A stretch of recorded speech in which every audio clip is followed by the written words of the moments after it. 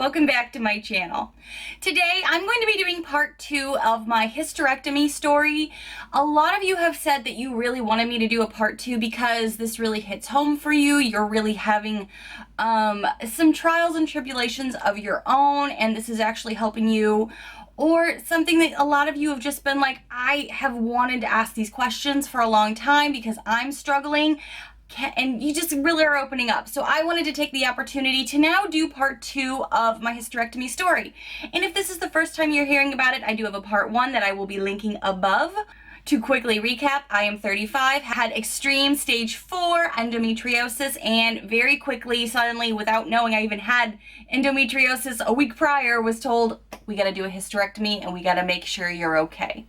So this is part 2. I've done the part where I'm leading up to all of my years of struggle, not knowing I had endometriosis, and then finding out. Now I'm kind of on to the next phase of surgery and recovery thus far. I'm worried that my face makeup is not matching my body, and it's because I've been inside a lot. Sorry guys, I'm trying the best I can. My hair's also crazy curly today. My hair's actually naturally curly and wavy, and I'm trying a new product. So bear with me if I look a wreck. I think the last part where I left off was just kind of leading up to the surgery. So, everything pre-op was good, all of my doctor's meetings, EKGs, things like that. And then came the day of. I was actually the first surgery of the day, so I had to get up at like, I don't know, like 4 in the morning, 4:30 in the morning, something like that.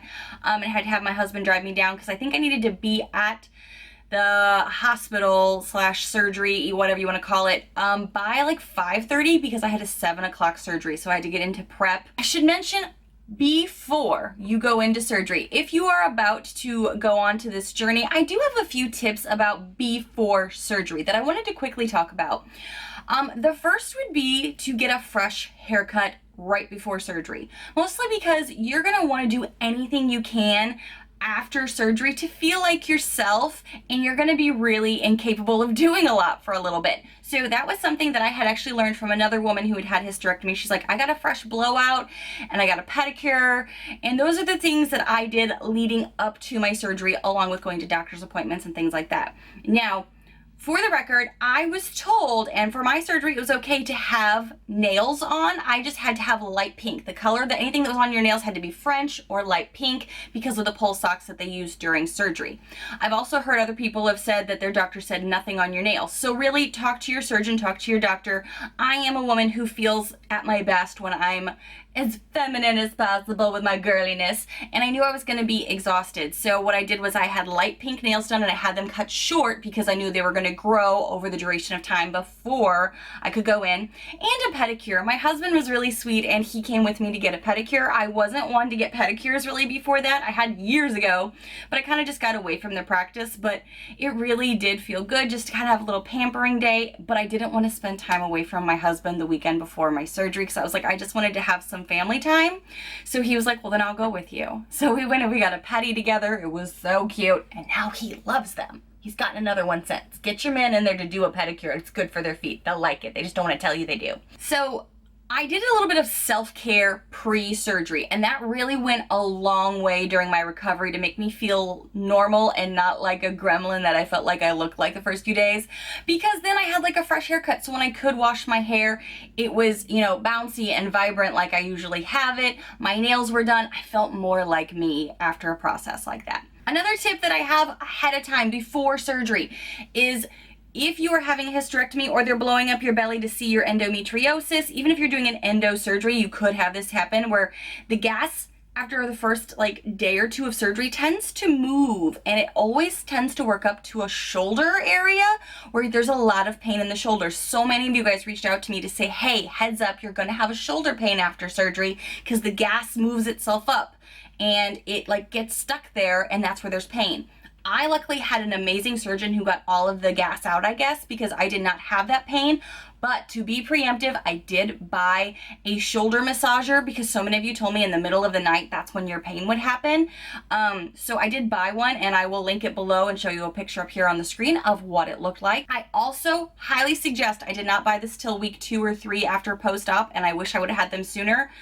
These post-op garments for abdominal surgeries are amazing. They make you feel like you are held together. It makes you feel like you can move. You've got some support, along with, I do suggest a ab binder when your doctor clears you to do so. Some women that are my friends who have had like C-sections with babies said they should do one immediately because they've been growing a baby in their belly for 9 months, and then they had a C-section, so it helps to kind of like keep everything together. Mine, because I didn't have a baby growing in my belly, wanted my incision to heal a little bit more and then do the ab binder. So after 2 weeks, that's when I did the ab binder.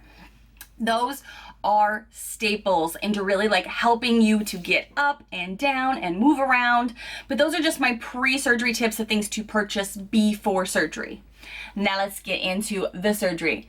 Honestly, the good news is you're not gonna remember anything. Good news. And I know there's a lot of people that have said to me like, oh, I'm so nervous about surgery because I've never had surgery. I had not either. I had a minor procedure, which was the ablation that I told you guys in my last video, where I remember way more about that procedure than I do about my hysterectomy.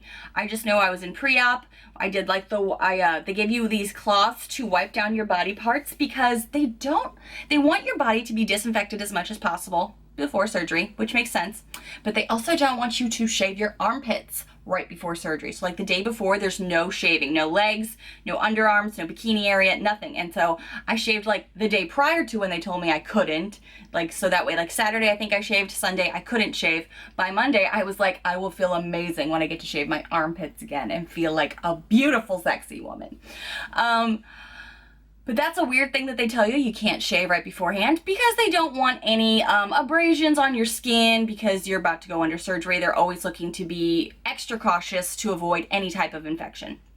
So they do these wipe downs on each part of your body. They get you in the gown, they get you in whatever they need to, and then you're in the bed behind the scenes in the like pre-op area. And then they sent my husband back to come just kind of like sit with me, and we just kind of like, you know, just, there wasn't any like major ritual thing that we did right before my surgery other than just him being there, which was such a comfort. And then when my doctors came back and just kind of like reviewed things and talked about, this is what's going on today, do you have any questions? We could ask our clarifying questions at that time. I knew that mine was at this point up in the air. We didn't know if I was going to be having a C-section cut or if we could do this with the lasers that they do with hysterectomies now, because my case was so severe, but we weren't sure how severe yet. So I knew I was kind of going into this with multiple options on my recovery. So we kind of went through each one more time. We'd already gone through this previously in my pre-op surgery, but you know, the day of, you just kind of want to get all of it out. Just be like, do you have any other questions? Have you thought of anything else in the meantime? So I didn't know if I was going to come out with one ovary, no ovaries, was everything going to be gone? I didn't know. So it was just kind of like putting it up to God, the universe, and being like, okay, let's do this. My husband hugged me and kissed me. All these doctors were around me, and that's when it felt so real. And I was like, okay, I got a little emotional, but then I remembered nothing. Like nothing. I don't even remember, like I remember them putting me in, I was in the bed already, and they started like moving me, and I had this whole team of doctors around me, which was kind of like ER TV style, that I was like, I didn't expect that.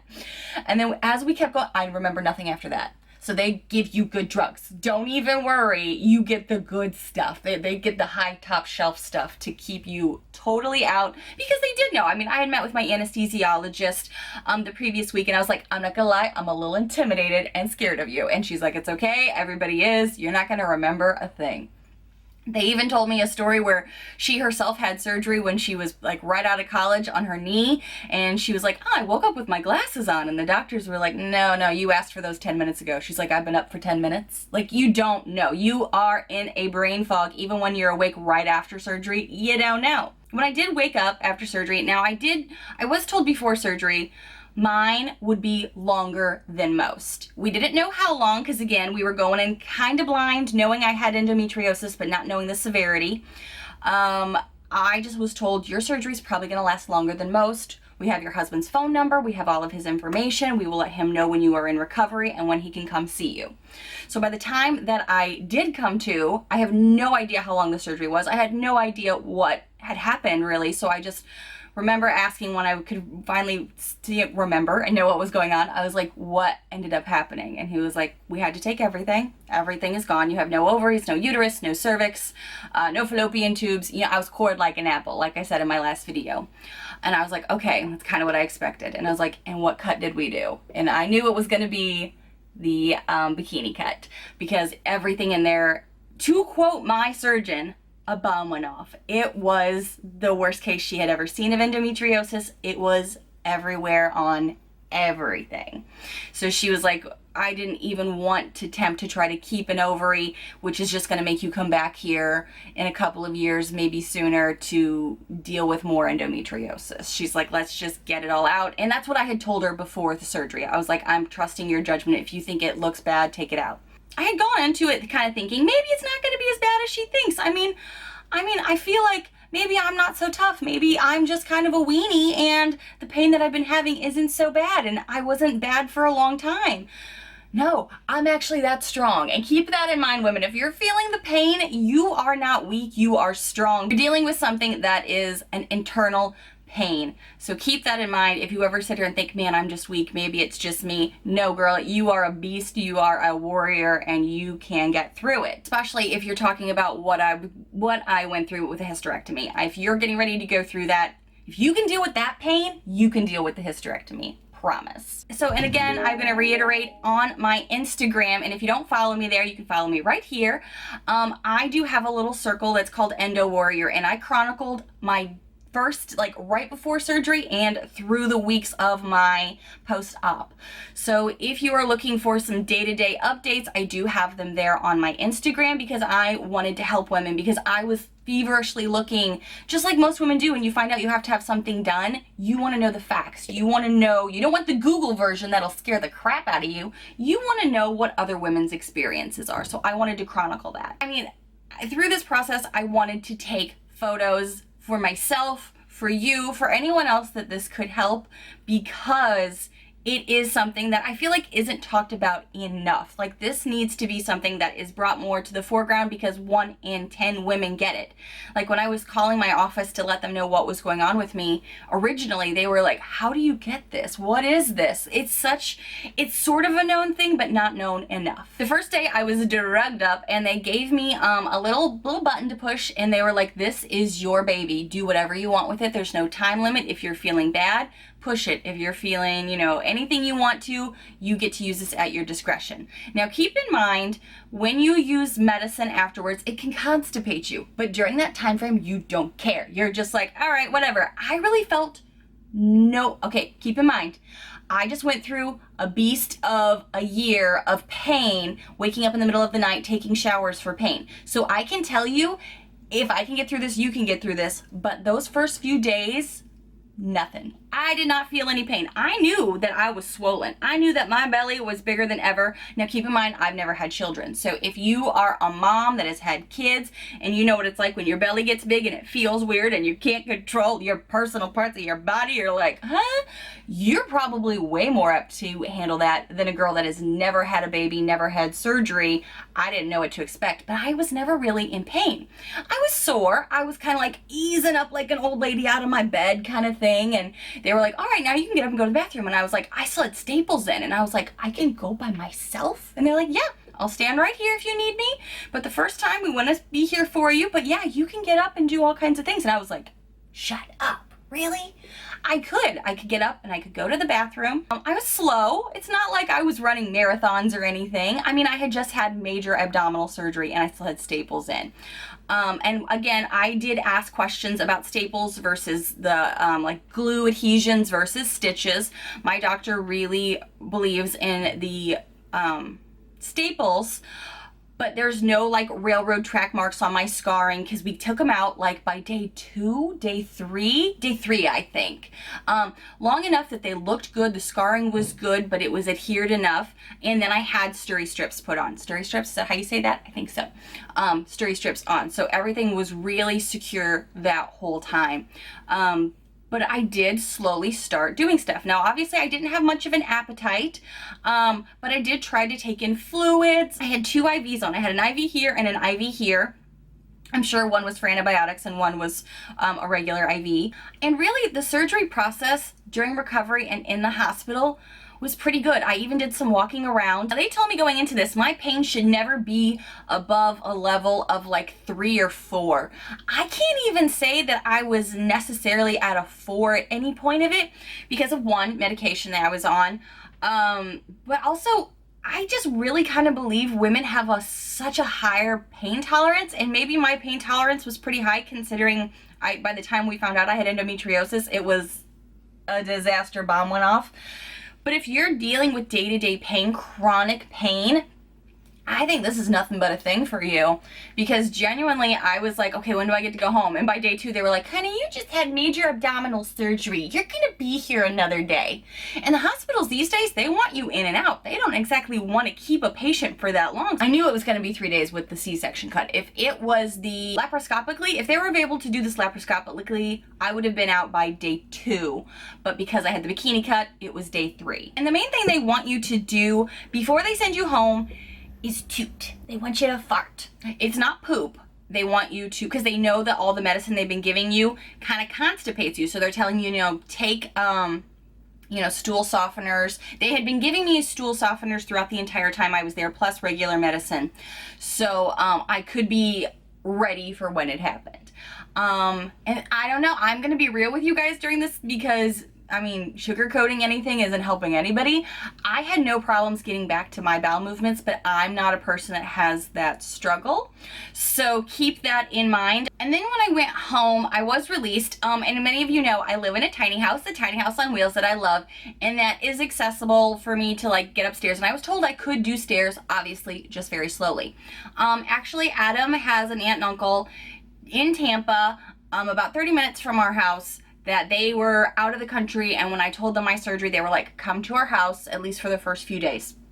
And we ended up taking them up on that offer just because I do have 2 small dogs that love their mama, depend on their mama all day long, and we didn't want there to be any complications with that. And it was so much easier for me to get down into a bed versus up. Our bed's kind of in a loft area, but it's more like a platform bed.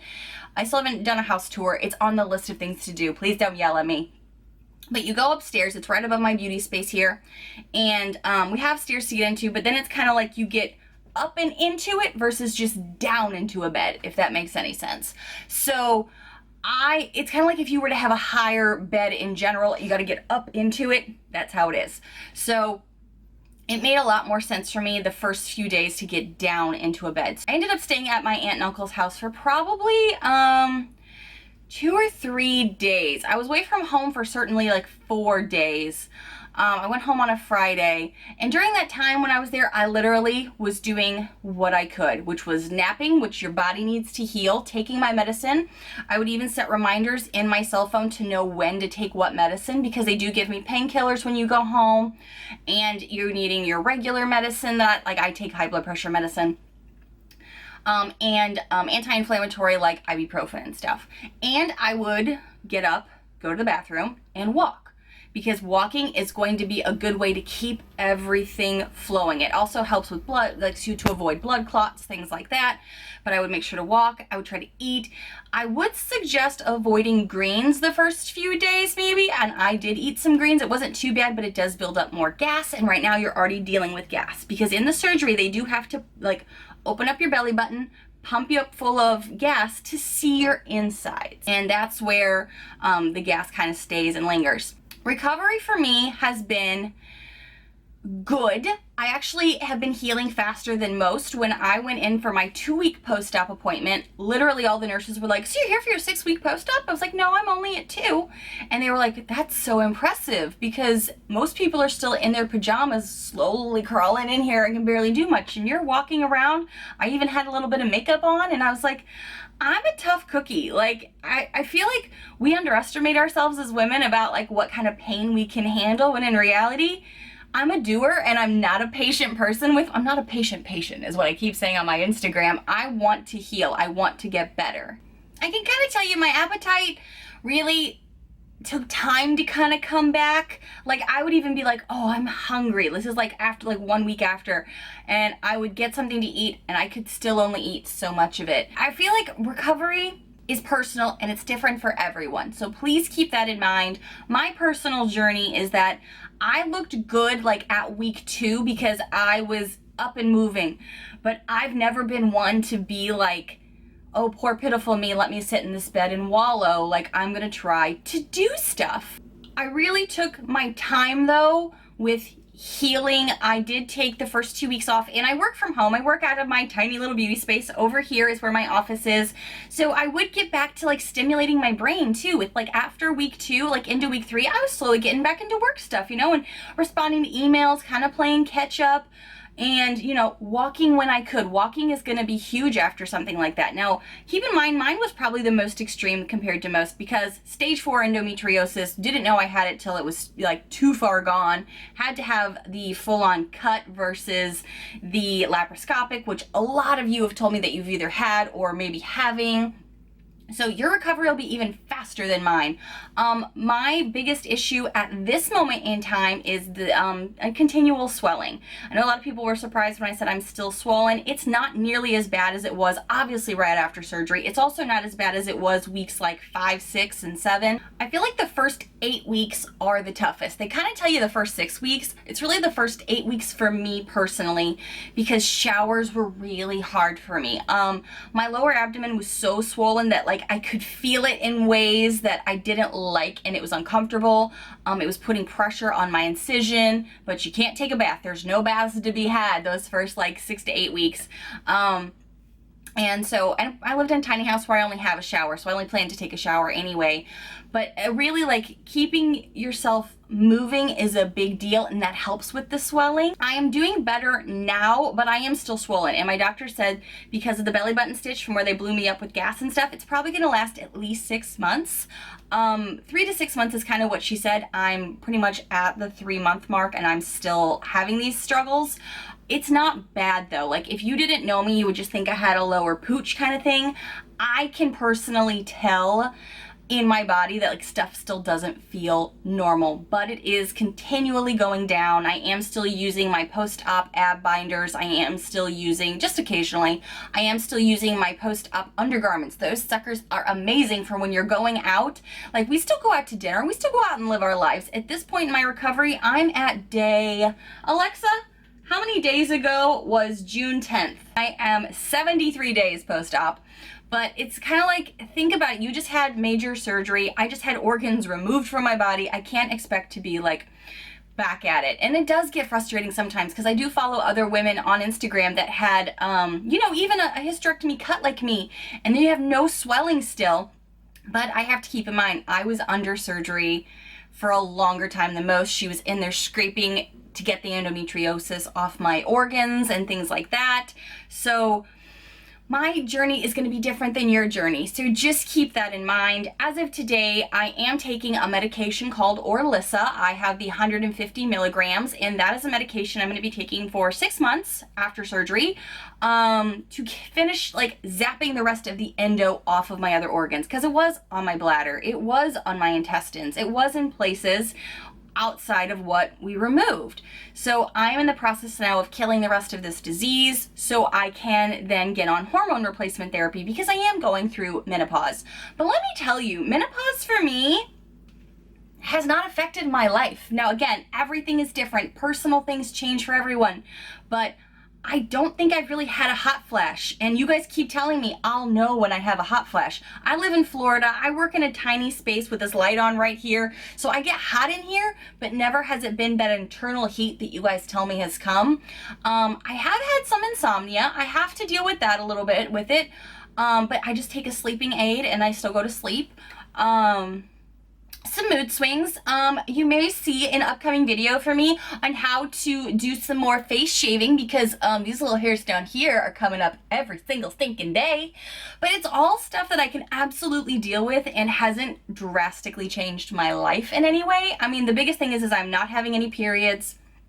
I am slowly getting back to like working out. I haven't done like a rigorous workout or anything, but I have been more mobile. I have been doing more stuff like cleaning the closets, cleaning out stuff, decluttering, walking more and farther. I mean, at first, right during my recovery, I did walk like an old lady. I'm not gonna lie. I had this belly and I was real slow and I would like weeble and wobble, but I never fell down.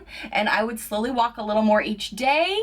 And then it just kept getting easier and you just keep recovering. But never was I in this crazy pain at all. And I know some of you are, the word hysterectomy is so intimidating and it's such a big word. But in all honesty, if you're in chronic pain, it's nothing compared to what you're going through currently. And I just want to hit that home because the first thing I woke up with was the absence of pain. And that's what I have felt hereafter. I don't wake up in the middle of the night at 1 a.m. having to take a shower because I'm in such pain that I just need some type of relief. So yeah, I'm swollen right now. I'm not entering any bikini contests anytime soon. Shocker. Not even caring though, because the reality is that's not important to me. What's important is my long-term health. Showering has become easier for me. I don't feel that extra weight like above my scar like I did like between weeks 1 and week like 6 and 7. Like I said, the first 8 weeks is the hardest part to get through, and be kind to yourself. It is so easy to like beat up on ourselves because we are badass women and we tend to not only take care of the kids or do the work, do the laundry, do the dishes, take care of the dogs, run a marathon, go do what we normally do. But when we have to stop and actually take some self-care, for some reason, that's foreign to us. Give yourself the time and don't be hard on yourself. Like I could easily keep just getting so frustrated that from my belly button down to my scar, it's like this big poof here that I'm like, no one else has you that's had this far into the recovery. Why do I still have you? I could easily go down that rabbit hole, but look at all the amazing things that I get to do. I try to do a gratitude list every day just to keep in mind like what I'm grateful for. I don't wake up in pain. That's awesome. If I got to deal with some swelling for, 3, 6, 4 months, 9 months, a year, I don't know, is what it is, but I'm not in pain and I'm no longer having a struggle with my internal organs. So the other thing that I wanted to touch on is your pelvic floor. I wanted to talk a little bit about that health after your hysterectomy, after you no longer have a uterus, maybe you don't have ovaries, it kind of depends, but as far as like your bladder goes, I wanted to talk about that. I had some concerns, obviously, going straight to my doctor during my 6-week post-op appointment. And I was like, hey, what do I need to do now to prep and make sure my bladder doesn't drop? I'm 35. I'm already thinking ahead to what if I have to have another surgery to insert a sling? And she was just like, honestly, there have been so many studies on this. It's more genetic than anything else. Ask your family, talk to your mom, your grandma. What is their health? For me, I also have a lot of scarring internally from how extreme my endometriosis is, and she's like, that'll probably even help hold up your bladder. But it's not a given that your bladder is going to drop if you have a hysterectomy. It's absolutely not. And do your pelvic floor exercises. Kegels are the best thing women can do for their health, even just after a baby. Forget like the hysterectomy part of it. We as women do a lot with our bodies throughout our lifetime. Kegels are good for you if you've had a baby, if you've had a C-section, if you've had a hysterectomy, because anyone's bladder could drop. Just if you have a hysterectomy, you've got a higher likeliness, but even then, it's starting to be proven it's more genetic than anything else. So just be mindful to take care of your body in ways that you can control.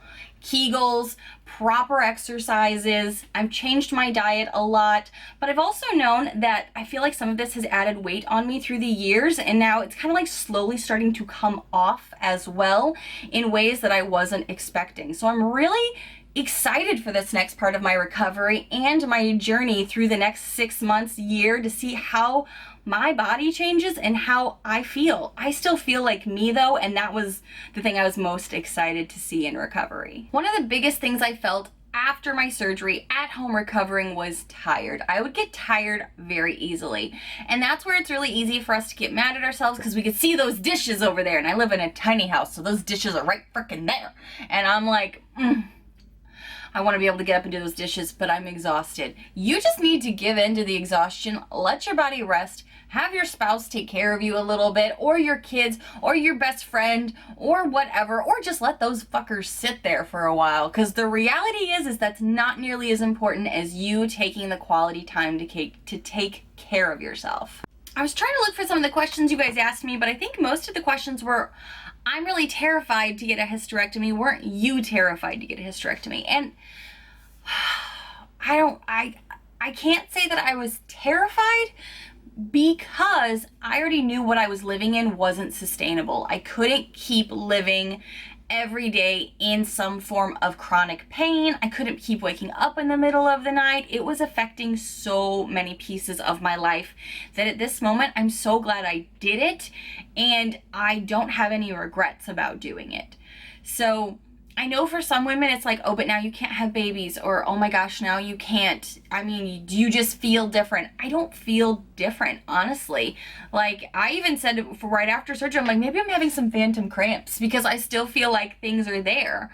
It's not like you feel hollow. You don't feel any different, other than there's no periods and you have an absence of pain, at least in my personal experience. This is such a personal journey for everyone, like I said. So if you have more in-depth questions, please ask them below and I will try to respond to everybody. Or if you want a third video on me just answering all of your questions, again, feel free to leave anything below. If I've missed anything, please feel free to ask. I'm happy to be as transparent as I can be about this journey, because a lot of you have said how it has personally affected you. You are in the struggles of trying to decide, do you need a hysterectomy? Do you want to do it? It's really hitting home for a lot of you. So I'm happy to help in any way I can. I want to help as many people as I can, because like I said, this needs to be talked about more. This needs to be more normalized, because women in their 20s have had this done. You guys have told me you are younger than me and needed to have a total hysterectomy, and you're so thankful that you did do it. There's so many things in life that are gonna come our way, but we are tough chicks, and don't ever underestimate yourself. I love you guys so much. Please ask any questions you have below. I love you. Thank you so much for watching. And there's a fun makeup happy video coming on Sunday. Don't worry. I love talking about makeup with you guys, but I love also being really real with you guys. So let me know what you want to know. I appreciate you. Thank you for watching, and I will see you in my next video. Bye, friends.